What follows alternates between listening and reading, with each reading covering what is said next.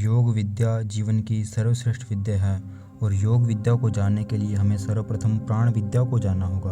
और प्राण विद्या को यदि हम जानें तो प्राण का अर्थ क्या होता है। प्राण को हमारे वेदों में, हमारे शास्त्रों में जो प्राण को साक्षात ब्रह्म का रूप बताया गया है, जो प्राण को गतिमान बताया गया है, और गतिमान को हम जानते हुए इसको जो वायु को भी हम क्या कह देते हैं, प्राण कह देते हैं। और जो प्राण के प्रकार बताए गए हैं वह 5 प्राण के मुख्य प्रकार बताए गए हैं। फिर उपप्राण भी 5 प्रकार के होते हैं, इसका भी हमारे शास्त्रों में वर्णन मिलता है। तो जो 5 प्रकार के प्राण होते हैं उनमें सबसे पहला है प्राण नाम का जो प्राण है, यह हमारे शरीर में कंठ से लेकर जो हमारे हृदय पर्यंत जो भी हमारा कार्य करता है वह किसके चलने से होता है, जो प्राण के चलने से होता है। यानी शरीर और कंठ के बीच में जो भी कार्य होते हैं, हमारे जो कंठ हमारा भाग है और जो हमारा हृदय है उसे प्राण कहा जाता है। और यह हमारे नासिका मार्ग हो गया, स्वर तंत्र हो गया, इन सबको क्रियाशीलता प्रदान करता है। और इसी प्रकार दूसरा प्राण है अपान प्राण। हमारी नाभि से लेकर जो नीचे हमारे जो पैरों तक जो भी प्राण कार्यशील कर रहता है वह कौन सा कहलाता है, अपान प्राण कहलाता है।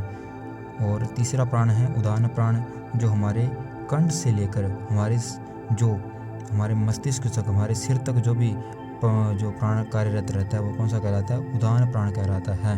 हमारे जो मस्तिष्क को ऊर्जा प्रदान करता है वो कौन सा कहलाता है, उदान प्राण।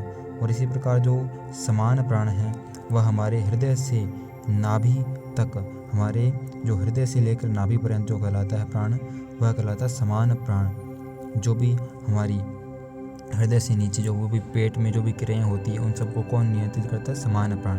और अंतिम में जो पंचवां प्राण आता है वह है व्यान प्राण, जो कि हमारे पूरे शरीर में व्याप्त रहता है, हमारे शरीर की सभी क्रियाओं को जो नियंत्रित करता है वह कहलाता है व्यान प्राण। तो इस प्रकार से हमारे वेदों में जो 5 प्राण बताए गए हैं, एक तो प्राण हो गया, अपान प्राण, उदान प्राण, समान प्राण और व्यान प्राण। तो इस प्राण विद्या को जानने के लिए हम इन प्राणों को आज हमने जाना है। इन प्राणों को जानने के पश्चात ही हम इनके जो कार्य में प्रवृत्त हो सकते हैं। जब हम इन प्राणों में ध्यान करते हैं तो इनमें दिव्यता उत्पन्न होती है, इनके जो भीतर शक्ति है वह शक्ति जागृत होती है।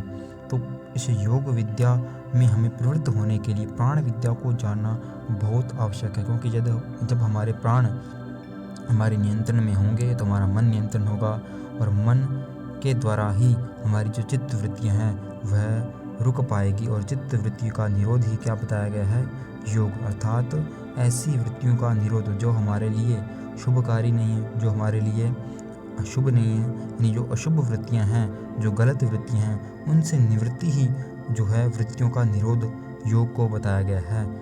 तो तभी योग संभव हो सकता है जब हम प्राण को जानेंगे। तो इस प्रकार से आज हमने प्राण की जो भूमिका के बारे में जाना कि प्राण क्या है, प्राण के क्या प्रकार हैं। तो आज के लिए इतना ही। ओम।